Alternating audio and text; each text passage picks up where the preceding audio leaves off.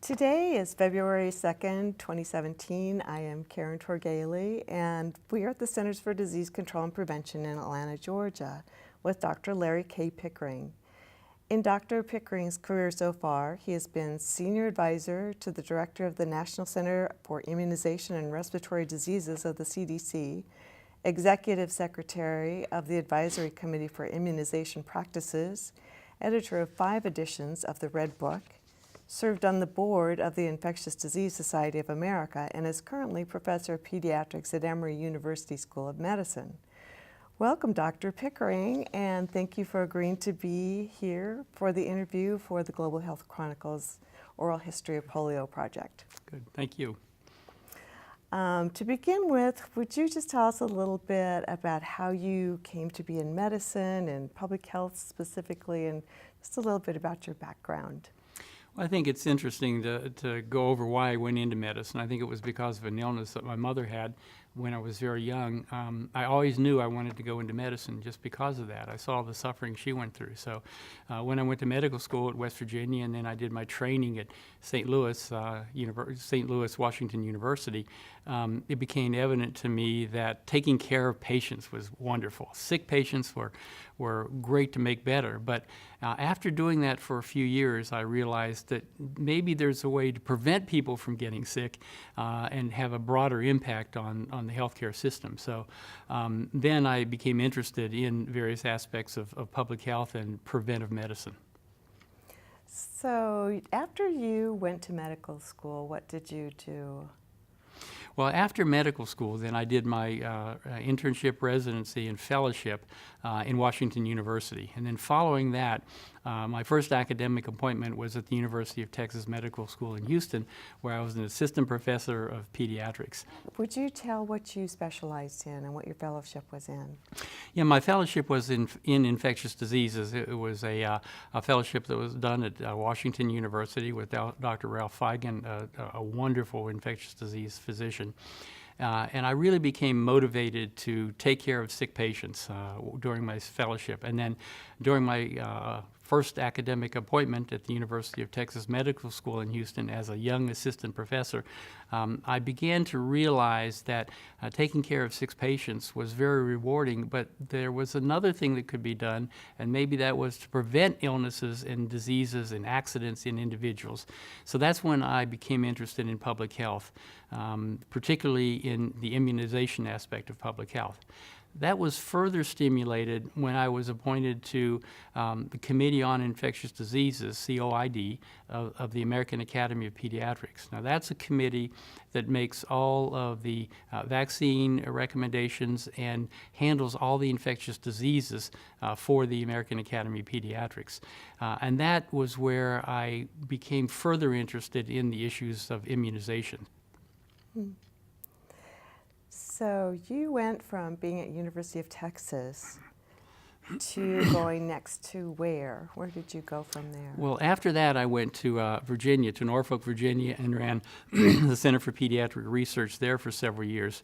But after doing that for 4 or 5 years, I realized that I really was interested in public health and had the opportunity to meet with Dr. Walt Orenstein, who was the head of the National Immunization Program at the CDC.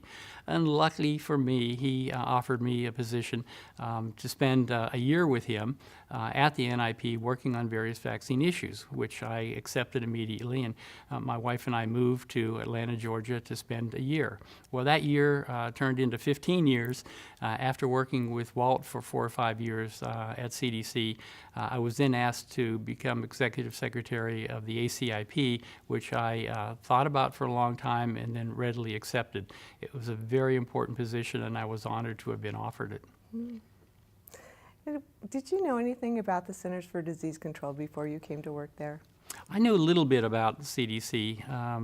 As a faculty member at the University of Texas, I was interested in diarrheal diseases and infections in child care centers, and CDC had several very capable people in both of those areas. So through a grant from CDC and through working with the laboratories and the experts in various diarrheal diseases at CDC, I became fairly knowledgeable of some of the activities. I say fairly knowledgeable of some because there's so much that goes on at CDC. It's impossible to really encompass everything that happens. But I did appreciate everything that happens and the people that were there at that time that I worked with. Mm-hmm. What about, did you have exposure to any of the publications that came out of CDC before you came to work there? And can you describe that? Yeah, that's an interesting question because the one publication that comes out of CDC, of course, is the MMWR, Morbidity and Mortality Weekly Report. And I had little knowledge or concept of what that was until I came to CDC. It's an absolutely wonderful publication that now I, of course, read from cover to cover whenever it comes out. But I didn't have the knowledge of that before I went there. Now, whenever I give a lecture or ever I give a talk, I always highlight that publication that people can get free of charge. It's wonderful. I was also aware, of course, other publications that individuals from CDC published originally in diarrheal disease, and then as I became more immersed in vaccine-preventable diseases, the many publications that came from CDC on vaccine-preventable diseases, and things that came from ACIP before I was fully involved in the ACIP. One other thing that I began recently within the last few years is to write a synopsis or a summary of various articles that are published in MMWR, and then that summary or synopsis is published in AAP News, which is a monthly publication that all pediatricians throughout the country receive. And recently, of course, I've involved our pediatric fellows at Emory in writing these articles, which is wonderful for them, wonderful for me to see them develop their writing skills, and also, I think, very useful to pediatricians in practice, because these are practical articles that will help them in their practice of medicine in taking care of children. It must save them time, too. Yeah, it does, and most pediatricians, of course, aren't aware of the MMWR, and this is another way that we can get pediatricians in practice to sign up for MMWR, get it electronically, and there's always something in each issue of the weekly MMWR that is useful for patient care. Sounds great. Good. So now we're up to when you started your work at the Centers for Disease Control. And what year was that? And describe how it was when you first came, if you don't mind. Yeah, I think I started at the CDC in 2001, somewhere around there, working with Dr. Ornstein, who was wonderful, and the opportunity to really help him with some of the vaccine issues, with some of the vaccine adverse events that vaccines were accused of causing but really didn't, and just to work on many of the issues that the old National Immunization Program dealt with, like vaccine supply, vaccine distribution, mistakes people made when they give vaccines, a whole myriad of problems and issues that most people don't realize happen, that are handled very smoothly, were handled very smoothly by the National Immunization Program. Mm-hmm. So it sounds like a lot to take on. Could you take an example of something that you might do with a typical issue?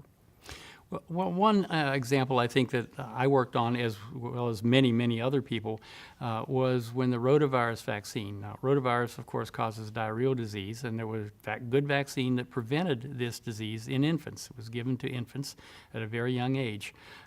Well, because of the systems that are set up at CDC to monitor potential adverse events of vaccines, the Vaccine Adverse Events Reporting System is one, there was an indication that there was something called intussusception, which is a bowel blockage that was occurring in infants, some infants, very rarely, after they received the rotavirus vaccine.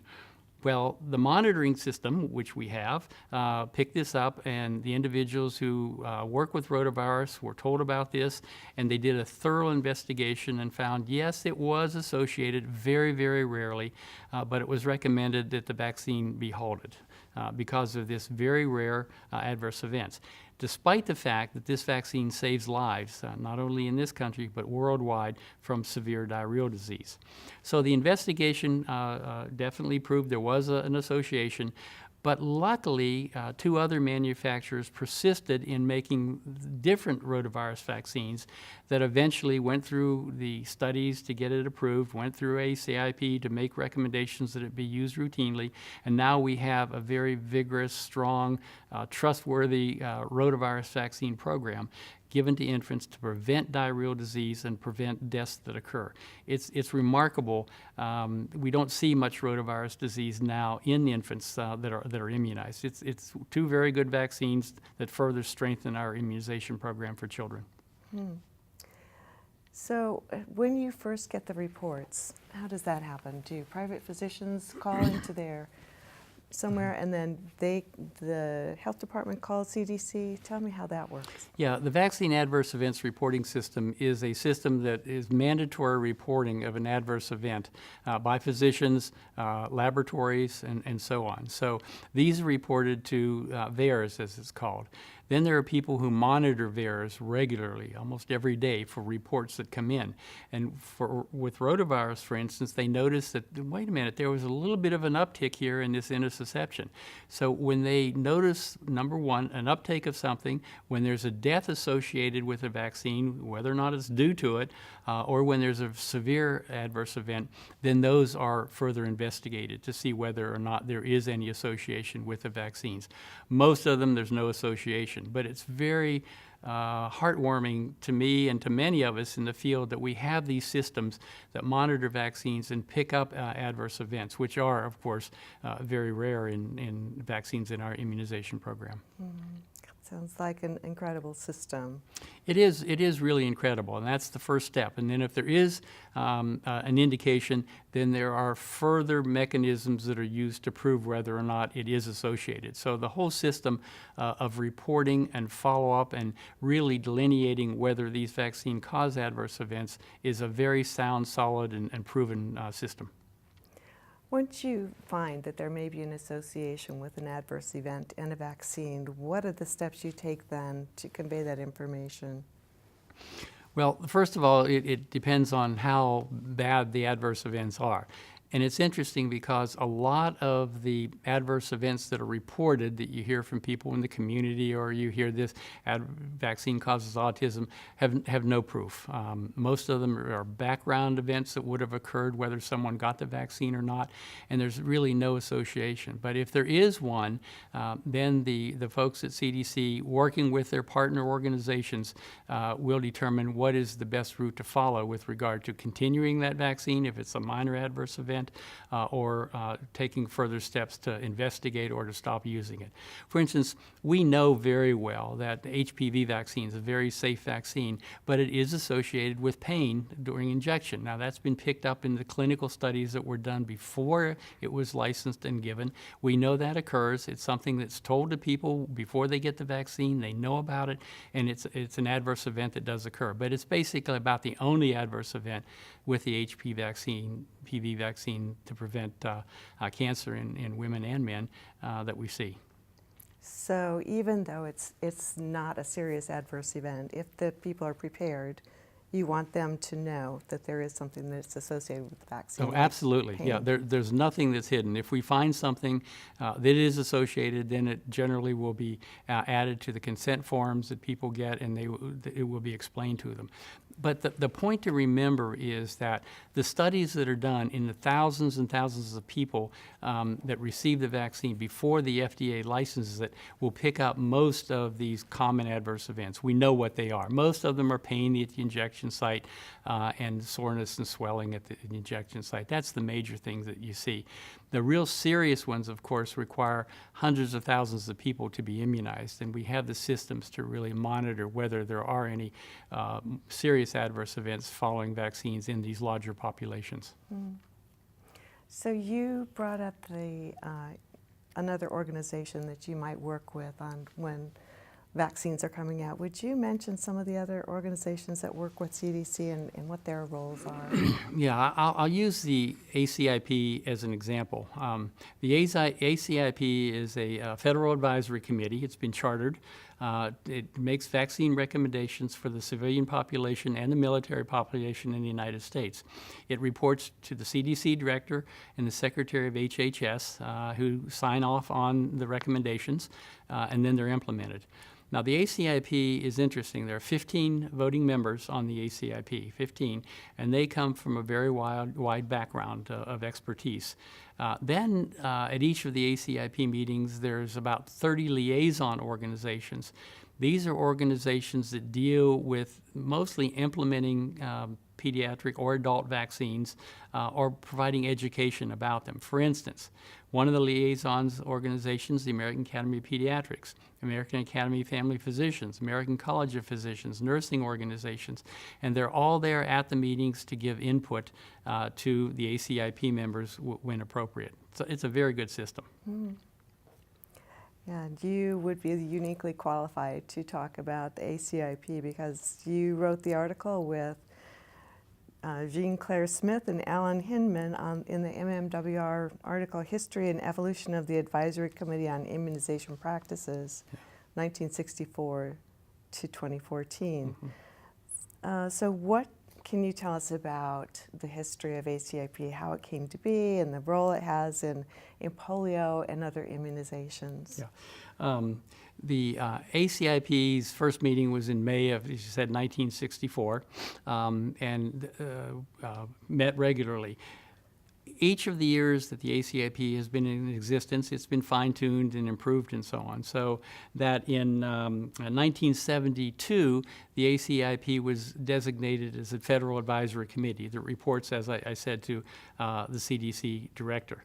The ACIP will consider vaccines after they're licensed by the FDA and then make recommendations for use of those in pediatrics and adult populations. The ACIP meetings, interestingly enough, are all open to the public meetings, so anyone can attend. You can watch the ACIP meetings on your computer screen. They're all telecast 3 times a year here in Atlanta at the CDC. So they're open to the public. Public comments are taken, and this is very important. There's public comments taken before the ACIP makes a vote, and that gives the ACIP members an appreciation of what public participants feel. And many of the public comments we get when a vote is taken deal with disease that will be presented by that vaccine. Let me give you an example. We had recent vote on meningococcal B vaccine, and the group of parents who had had children die from that organism, meningococcal B, were there at every meeting that was discussed, every public opinion. They gave their opinion that this should be a vaccine that should be given to all adolescents to prevent deaths in other adolescents that they had to suffer. It was very moving, very important, and very appreciated by the ACIP. And were there people who also presented the other side of that? Initially, when I first started with ACIP, there were a lot of people who were so-called anti-vaccine and would really express their opinion about potential adverse events with vaccines. Since many of these theories have been debunked now with science, we don't see many people who are anti-vaccine people. There will be individuals that come and say, well, you need to be careful of this vaccine because it might do this or might do that, and they're listened to. They are listened to by the committee members. Their comments are always made, as I said, before a vote is taken so that ACIP can consider them. But most of the comments now we hear are from parents who support the specific vaccine that's going to be voted upon because they've seen those diseases in their relatives, children, wives, husbands, and so on. So tell us about a time when you had to make, the committee had to make a decision that's specific, maybe that stands out in your mind, how the decision was made, what you base your decision on, what sources of information, and how that all comes into play with your decision. Sure. The decision process from ACIP is fairly complicated. ACIP has 15 members. They're the only ones that vote. There are 30 liaison organizations. They don't vote, but they participate in the meetings and let the ACIP know what their organization wants. For instance, if there's a vaccine being considered for a pediatric patient, the representatives from the American Academy of Pediatrics will express how the AAP feels about this and what the Red Book Committee that we talked about is doing. So that's one aspect of it. The second aspect of that is that we also have at the meeting the public, and we also have members from FDA, NIH, and so on that are there to answer questions that the ACIP may have about a specific vaccine. So when does the ACIP consider a vaccine? Generally, the consideration occurs after FDA has licensed a vaccine. FDA licenses vaccines for use of the population in the United States. So once a vaccine is licensed, then the ACIP considers the recommendations. The FDA licenses it. They don't make recommendations for vaccines. They license it under certain conditions. The ACIP then looks at the vaccine, looks at those conditions, and generally will make a recommendation similar to what the FDA has licensed the vaccine for. Sometimes they're a little bit off-label, but that's how it's done. Now, what does FDA consider? Well, the FDA considers a vaccine once a biological license application, a BLA, is filed with them by a vaccine manufacturer. Vaccine manufacturer spends years doing vaccine development, clinical studies to prove that it's effective, safe, and that they can produce the vaccine, and then the FDA considers it. And the FDA then does one of three things. One is it gives it an approval. Two, it gives it an accelerated approval. Or three, it denies approval. So say it gets a traditional approval. That means that the vaccine is given to all people in a certain group, a certain age group, or underlying disease or condition. The accelerated approval means that the FDA still needs a little more data on various aspects of this vaccine, but because this vaccine will save lives immediately or prevent serious disease, then they get an accelerated approval. Now that accelerated approval is contingent upon the vaccine manufacturer gathering additional data to present to them, and then once those data are gathered, then the FDA will give a traditional approval or take the license for that vaccine away. Meningococcal vaccine is a good example of that traditional. This is a vaccine that more data are needed, but it saves lives from a very lethal, terrible disease. So that was given an accelerated approval. Then the ACIP gets the FDA approval, and then they discuss it. Before the approval of that vaccine, they will have been discussing that vaccine because they know what has been submitted. So there's a lot of data that are presented, not only what FDA presents, but there are other studies that the vaccine manufacturer may not have presented to the FDA that the CDC or the ACIP considers in making their recommendation. And usually the recommendations from CDC follow the licensure of the FDA, but sometimes they're a little bit different, but basically most of the times they're similar. That's a very good explanation.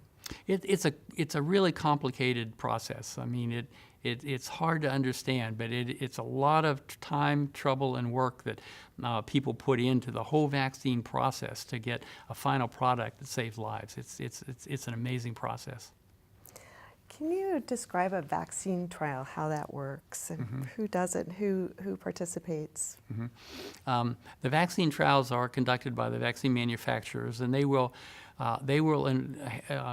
contact people, for instance, in academic medicine, and they will enroll patients into a vaccine trial. So say you have vaccine A. There are people that will get vaccine A and people that may not get vaccine A, and then they follow those people to see whether or not that vaccine prevents the disease. They also follow them very closely for any potential adverse event to make sure that the vaccines are perfectly safe. So safety and efficacy and immunogenicity and effectiveness are all things that are looked at. And it's pretty standard what the FDA requires. It's pretty standard for a vaccine manufacturer in the biological license application to be told what to do. They know what to do. This has been done over and over and over for vaccines. Then the data are all analyzed, and they're presented to an advisory committee, advisory committee to the FDA. If the advisory committee of outside experts says, okay, this looks like a pretty good vaccine, we think you should consider it, then the FDA will consider it. And the consideration by the FDA is very, very extensive. Once they agree that, yeah, this looks like a vaccine, it's safe, effective, we will license this vaccine. Then it's licensed, and then the ACIP process kicks in. I see. In situations where other countries may have had the vaccine first and done vaccine trials, do you ever consider that data as well? Yeah, it's interesting. Those data are considered once in a while. I'll give you an example. One of the things that the ACIP noted with pertussis, or whooping cough, is that the vaccine, the acellular vaccine, which is the newer type of vaccine, may not be quite as effective as the old vaccine. It was changed. We can go into that. So what the ACIP did is that it said, okay, let's look at the people who are dying from pertussis to really put an emphasis, because we want to save lives. And lo and behold, the major group that was dying from pertussis were infants. That's the group that dies. Terrible, terrible disease in an infant. They were the ones that were dying. So the ACIP said, okay, how can we prevent this disease in infants? And they said, okay, we can immunize them. Well, immunizing infants beginning at 2 months of age, 4 months and 6 months, 6 months is when they die, and you can't get enough antibodies into them to really protect them. So they said, okay, what else can we do? We can immunize mothers when they're pregnant. Whoa, well, everybody said, you don't give immunizations to pregnant women because they might cause side effects.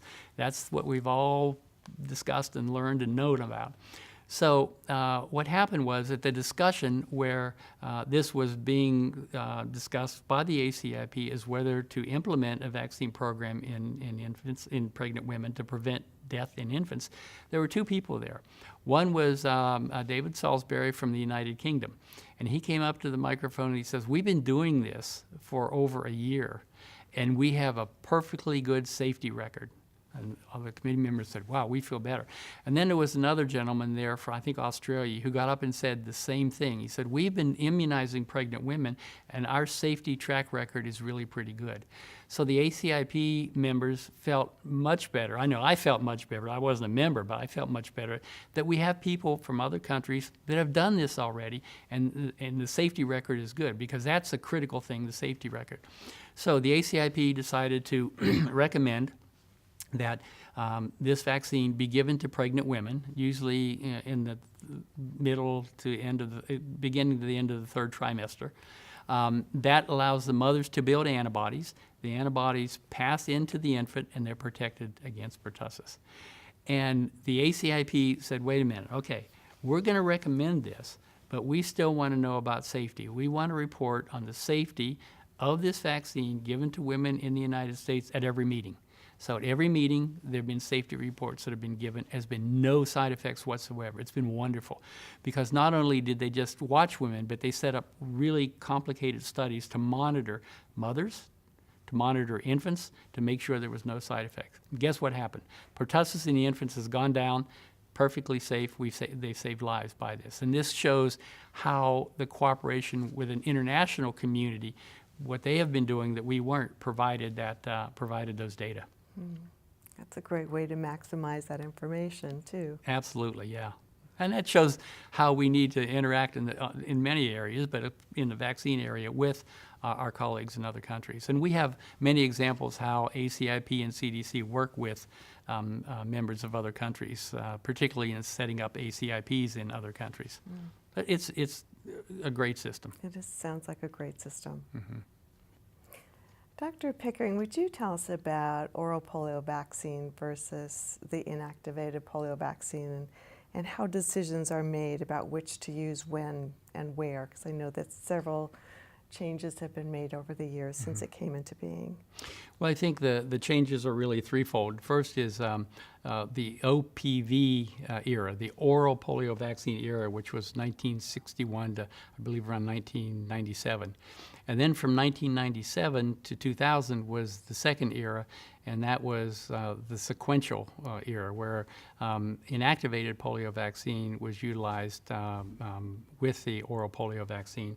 And then thirdly is the IPV era, where only in the United States, only inactivated polio vaccine was utilized, and that began in around 2000. The ACIP, of course, made recommendations in each of these cases, but also the American Academy of Pediatrics made recommendations in each of these cases, and they weren't necessarily always the same because of different considerations that they had. They considered the same data, but sometimes looked at it a little bit differently. And were there some lively discussions, I imagine, from people with differing points of view? How does that work when there are discussions like that? Well, there are lively discussions. In fact, there are oftentimes lively discussions about every vaccine, and it shows that people are using their background data and knowledge to really express how they feel. Yeah, there were discussions at the ACIP before the vote was taken, I think in June of 1996, for the ACIP for the sequential schedule, and people looked at the data differently. Now, one of the problems with the oral polio vaccine, which was very uncommon, was called VAP, vaccine-associated paralytic polio, where somebody who got the oral polio vaccine may have an underlying immune condition, would develop polio from the vaccine. Very, very rare. Secondly is, since this was a live viral vaccine, it is excreted in stools, so somebody who was exposed to those stools could catch the virus and get vaccine-associated paralytic polio. It was very uncommon, 1 in a million or whatever. That's not the exact figure, but it was very, very rare. So when people considered these two vaccines, when the inactivated polio and the oral polio were considered, which should be given, they considered things like safety, they considered things like efficacy, they considered things like how do these vaccines, how are they going to fit into an already complicated immunization schedule? How are we going to explain these schedules to pediatricians who are already busy with many other things, including many vaccines? So all of those things are considered, and as you can imagine, each person would consider one thing differently than the other. I may think that VAP, the vaccine-associated paralytic polio, is number one consideration. Somebody else may think, no, they're both pretty safe vaccines. How is it going to fit into the schedule? That's my major consideration.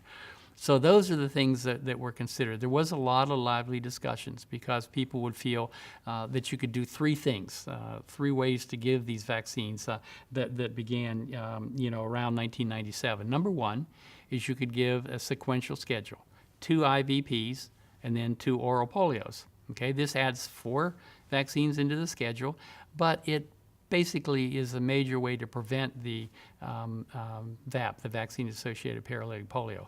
Number 2 is you give all oral polio, or number 3, you give all inactivated polio vaccine. It's interesting because when the ACIP voted, they voted for a sequential schedule, 2 IVPs and then 2 oral polios. The AAP committee was very contentious discussions because they had different opinions, and each of the members had their opinion, and there were people that supported all 3. So the board of directors considered the COID recommendations, and they decided to leave it open to a decision a physician would want to make. So the physician may give all IPV, he or she may give all oral polio, or he or she may give sequential schedule. So there was a little bit of a difference there between ACIP and the American Academy of Pediatrics, although the differences were not in the quality of the recommendations, just how the vaccines were given. Well, that all got squared away, and then around 2000, when the 2000 Red Book came out, the recommendations were pretty much harmonized, and then in 2000, of course, the recommendations were made to give only the inactivated polio vaccine, which is what we do now. So it was interesting to hear the discussions because there are a lot of very bright people pleading for the way they wanted to have it done, and very respectful intellectual discussions were held about an extremely important topic. Nobody disagreed that polio was a terrible disease and that we should eradicate it from the United States. Everyone agreed with that. It's just that how we got there was a little bumpy for a few years, but then things now have straightened out. So it sounds like there were some practical considerations there that the pediatricians had. Yeah, the pediatricians did. I mean, you have to look at the pediatrician, it runs their office, it's very busy, there's a lot of vaccines, polio isn't the only one, and what's the easiest way to maximize protection and coverage? And that was, of course, one of the major considerations. Knowing that they were all good. I mean, one wasn't better than the other. It's just the implementation issues and the safety issues were the major considerations. Did you ever have people who had gotten the disease from the vaccine, someone with VAP, for instance, come to a meeting? What effect did that have on people? Well, I think there were people that were at one or two of the ACIP members' meetings that I remember that were in wheelchairs that had polio. And of course, when you get it, sometimes you have lifelong problems.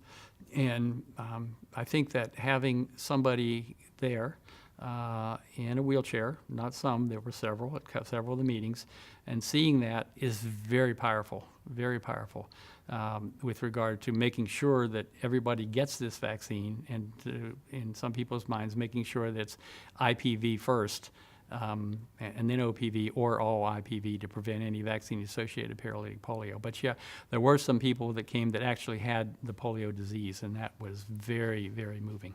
Mm-hmm. I would think so. Yeah. And the other thing is, I remember somebody when we did our diarrhea studies in Mexico, one of the people who worked in a microbiology laboratory there over the 10 or 15 years that I got to know her, she had polio, and she developed a limp, and then she was walking with crutches, and then she was wheelchair bound. So I saw this process of how ravaging polio can be on a person in this wonderful lady, pain and just disability. And it's so wonderful now that we have polio eliminated from this country and are working very hard to have it eliminated worldwide. That will be a major, major accomplishment. Thousands and millions of people's lives will be saved, and lives that would have been significantly altered by having this disease. We won't see that anymore. It's going to be a really neat time. Yeah. Talk to us a little bit about the Red Book, if you would, because you edited that 5 times. Yeah, 5 editions, 15 years. Yes. Well, the Red Book is the publication from the American Academy of Pediatrics. It comes out every 3 years. It covers all of the infectious disease issues as well as vaccine issues and a lot of other things that deal with the field of infectious diseases. I was editor after George Pater became editor. He was editor before me. Wonderful person, set up a real legacy with the Red Book. And it's written by people on the Committee on Infectious Diseases. But the interesting thing is about the Red Book is that the articles are all reviewed by CDC. Each chapter is reviewed by at least one CDC person. And there are like 300 some chapters in the book. It's a huge undertaking. And secondly, various other chapters are reviewed by people at NIH, FDA, and then the experts throughout the world. So if you talk about something like pertussis, we know the experts throughout the world, they will review the chapters, so it's wonderful. And then the other thing about how wonderful CDC people are is that when I was editor of the Red Book during all the times, there were about 350 CDC people who would review various parts of the Red Book. Nobody from CDC ever declined reviewing one of the chapters in the Red Book, which was, to me, phenomenal because people are very busy and we all get requests to do things. And they said, of course, they got a free book when they did it. That was part of it. But I don't think that's why they did it. So that really added an expertise to the Red Book, and it also made sure that recommendations from CDC and the American Academy of Pediatrics were on the same page, so to speak. They are in agreement because we don't want to have differences. That really confuses people. Mm-hmm. So I was really very honored to work on the Red Book during this period of time, and a lot of transitions occurred forward as they do in the field of medicine, and it's come a long way. The other interesting thing is that the first Red Book was published in 1918.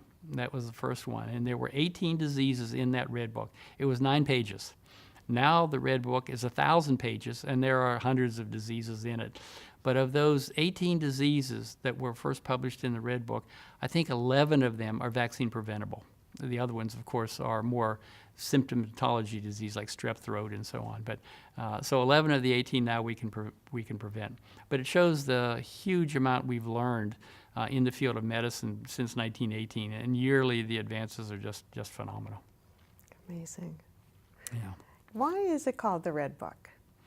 That's a good question. It's called the Red Book because it has a red cover. This was started a long time ago. This was the original Red Book, 1918. See how thin that is?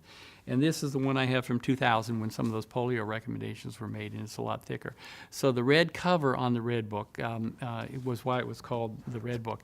During the time that I was on, there were people that said, well, maybe we should change the color of the Red Book. And, of course, that went over like a lead balloon, and it's always stayed that color, and that's just what it's been called. It's really the Committee on Infectious Diseases textbook on infections and vaccines. And lastly, the Red Book, of course, is approved by the Board of Directors of the American Academy of Pediatrics. They have reviewers themselves. There are 3 reviewers from the board that review all the Red Book to approve it. So it undergoes a very extensive review. And a couple years ago, we started having online pictures so that if you want to see somebody that has a strep throat or some other abscess or infectious disease, you can go online and there'll be pictures with each of the chapters, illustrations with each of the chapters that you can learn, because it's a learning tool also. I imagine that's pretty important for physicians who were trained later and never saw a case of polio, for instance. Yes. It is. And that's the interesting thing. A lot of younger physicians have never seen these diseases. They give the vaccines and just move on, but they don't fully appreciate Haemophilus influenza. When I was a fellow in St. Louis, we always had 4 or 5 children with Haemophilus influenza meningitis. Many of them would be brain damaged. Many of them couldn't hear when they completed their course of antibiotics. Now we don't see that disease.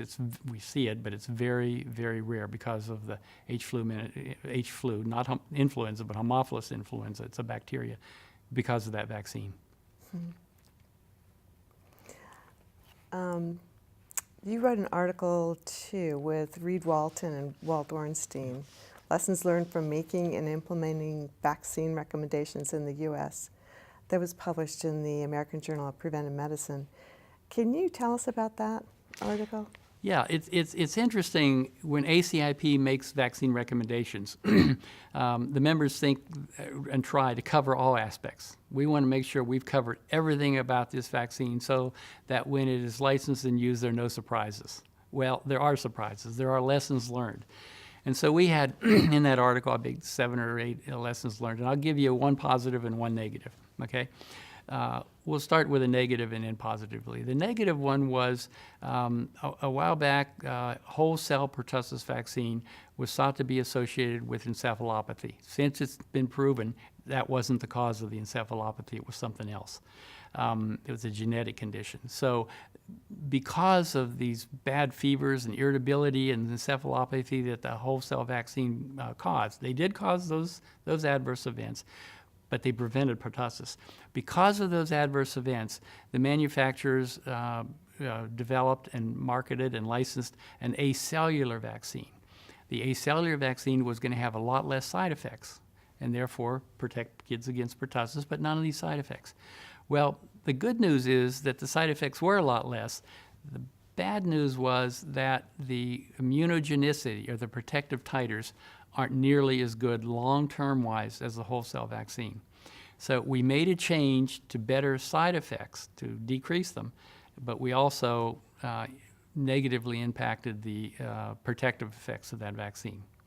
Now, with a positive. The positive was that pneumococcal vaccine. Pneumococcus is a bacteria. It causes meningitis, arthritis, bacteremia, really bad infections. It's one of the major causes in the elderly of death. You know, when the elderly go into the hospital with pneumonia, they got either flu or pneumococcal pneumonia or both. So this was a disease we wanted to prevent. So there were a couple of vaccines that came out, pneumococcal 7, which was 7 of the antigens, and then 13 antigens. This vaccine was wonderful. The disease, boom, it just dropped in pediatric patients. It was unbelievable. But what else did we notice? We noticed that not only did the disease decrease in the immunized children, we saw a marked decrease in invasive disease in adults, in the elderly adults. Why would a vaccine we give to children decrease the infection in adults? It's called herd protection, herd immunity. We call it community immunity. Because what happened was these little critters called children would become colonized with strep pneumoniae. They'd be around their grandparents or parents, and they would give these organisms to their parents or grandparents. Now, if a grandparent had not been exposed to pneumococcal 19, which is one of the many serotypes, then he or she would have a good chance of that organism getting in the throat, disseminating throughout the body, and causing very severe disease. But this is an example of a completely unexpected positive effect of a vaccine when the ACIP made that recommendation. Giving it to a kid protects the kid, but because the organisms are not excreted through the nasopharynx, it also protects the elderly adults. Phenomenal, absolutely phenomenal. No idea that that was going to happen, but that was one of the very positive ones. So we illustrated some of these things in 6 or 7 of the areas where we wouldn't have expected something like this to have happened, but it did. So you included things like that in your report as well. Yeah. Yeah, and I think it's important when, when vaccines do come out and are used in millions of people compared to tens of thousands or 100,000s that are studied. They're very good surveillance systems to set up to see how they work. The pertussis one we saw doesn't work quite as well. The pneumococcal protects extra people, the elderly. So we want data on how they're working to make sure that we're not missing anything. How did you determine that the pneumococcal vaccine was protecting elderly? How did that manifest itself? Yeah, that's a good question. I think they began seeing decreases in the illness in the adult populations. There was a big study going on using this vaccine in adults to prevent the infections in adults. And I think they started seeing maybe the rates of background natural disease go down because they enrolled patients and controls in that study. And they started seeing the background rates go down there, and that may be one. And also maybe throughout the country, we began seeing, hey, in the reports of these conditions, because all these oftentimes are reportable, we saw a decrease of invasive pneumococcal disease in the elderly, and then started looking at the different serotypes in the vaccine and the serotypes that were causing disease and not causing disease, and some smart person made the link. That's why we have follow-up systems, exactly for this reason. Mm-hmm. And that's what CDC is so good at. One of the things CDC is so good at is really the public health aspects of setting up these studies and monitoring them so that data are continually acquired after a vaccine's licensed. We don't stop acquiring data. We continue to gather it for further improvements and just to show that these vaccines indeed are working well. How has the anti-vaccinators movement impacted immunization work? Well, I think it has impacted it. I think it's impacted it negatively because a lot of the feelings that people have about vaccines and the stories they tell, there's not a lot of science to support many of these associations. We have VAERS set up to detect associations with vaccines that are available. So I think that why people make these judgments and why they are so anti-vaccine is disturbing. Oftentimes the things that they say and do are not based on science, and oftentimes people won't listen to science.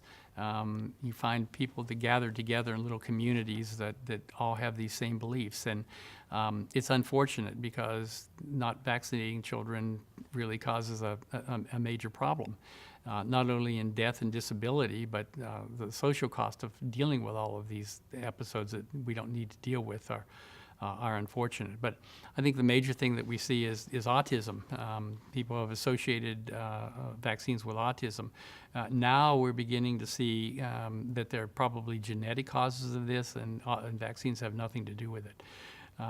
So maybe the science will be strong enough that people will not link these two together anymore, but there absolutely is no link.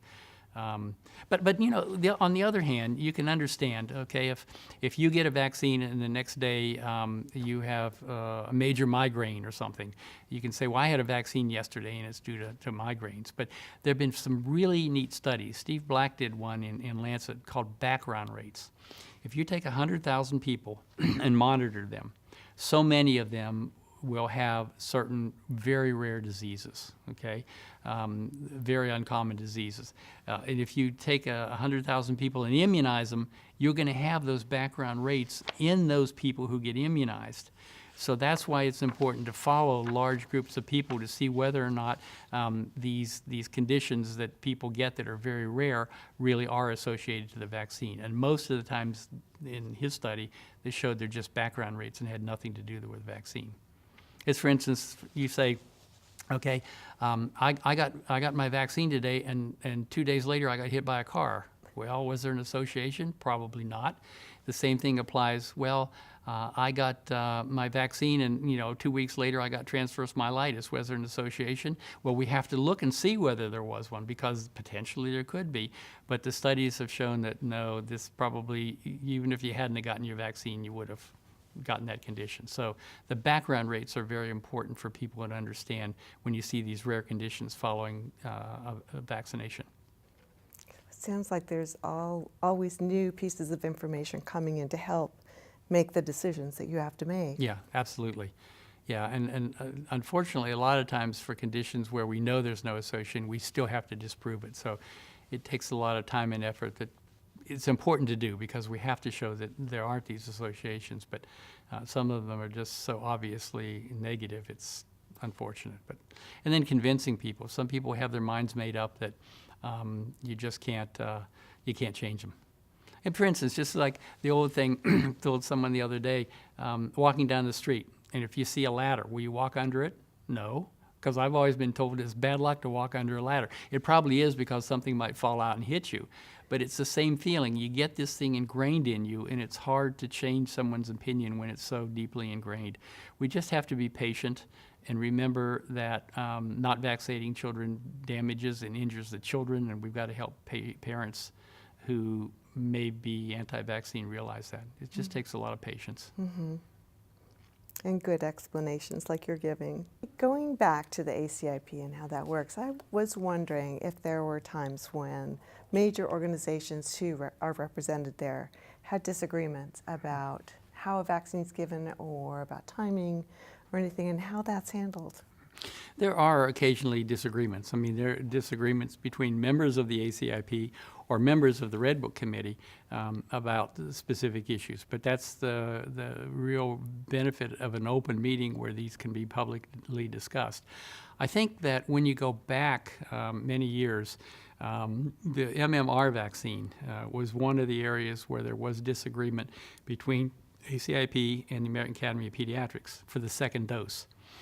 The second dose of measles vaccine, when was recommended to be given at 10 to 12 years of age by the Academy, whereas the ACIP said it should be given around 4 to 6 years of age. That led to a disagreement, and finally they worked together. They're friends. They worked together and resolved the issue so that it would be given at 10 to 12 years of age. And this resulted in the first harmonized immunization schedule. Before then, there were different schedules. They contained the same things, but they weren't harmonized. Now, the schedule, since 1995, has been harmonized. Now, what does that mean? Well, it means that the ACIP makes the vaccine schedule, makes the vaccine recommendations that are agreed upon by the liaison organizations, and if not agreed upon, they will comment on it. And then the vaccine schedule is also endorsed. Okay, it's endorsed, the childhood schedule is endorsed by the American Academy of Pediatrics, American Academy of Family Physicians, and ACOG, the American College of Obstetricians and Gynecologists. So just as the recommended schedule has to be approved by the director of the CDC, the recommended schedule for the Academy of Pediatrics has to be approved by the board. Of course, the COID first and then the board, Committee on Infectious Diseases. The AAFP, American Academy of Family Physicians, that schedule has to be approved by their board, and same for ACOG and the nursing organization. So it's not just an ACIP schedule, it's a harmonized schedule between those organizations. The adult schedule, you have the American College of Physicians that signs off of it, as well as ACOG and AAFP. So it's harmonized, they come together. So the October ACIP meeting, when the final recommendations are made, they're all added into the schedule, and then a very short period of time that the poor folks at ACIP have to get all these approvals makes it be published in February. And it's published the same schedule in MMWR, our wonderful MMWR. It's published in Pediatrics, it's published in the ACOG journal, AAFP journal, so all the journals will publish the same immunization schedule.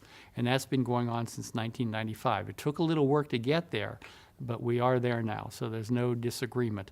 All of these organizations agree with the schedule every year. Do they do it in an annual meeting or something? How is that done? How do they show they agree? Yeah.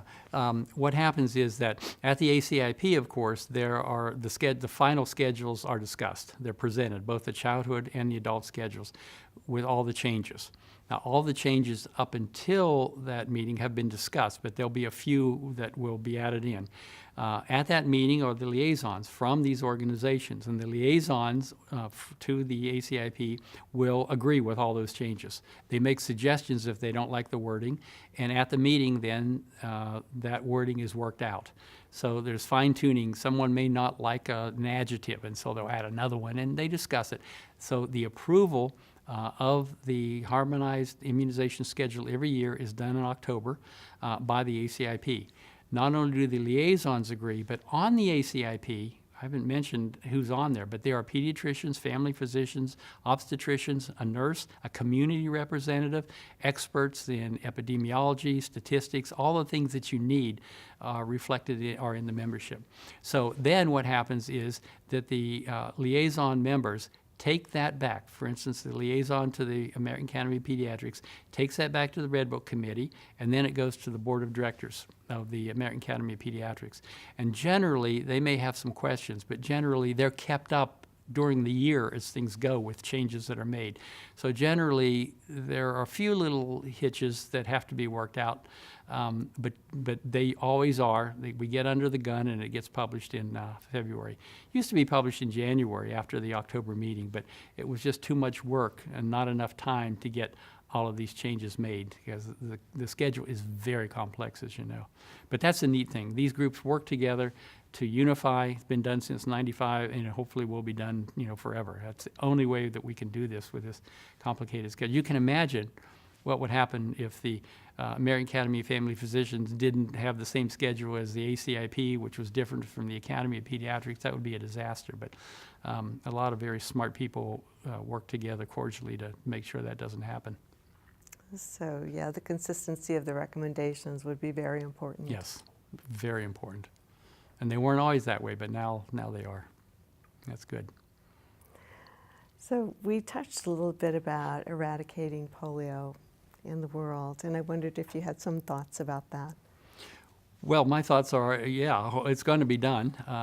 There are a lot of obstacles. You're not just talking about eradicating a disease in a community or a state in the United States or the whole United States. You're talking about countries throughout the world, many of which are have major problems.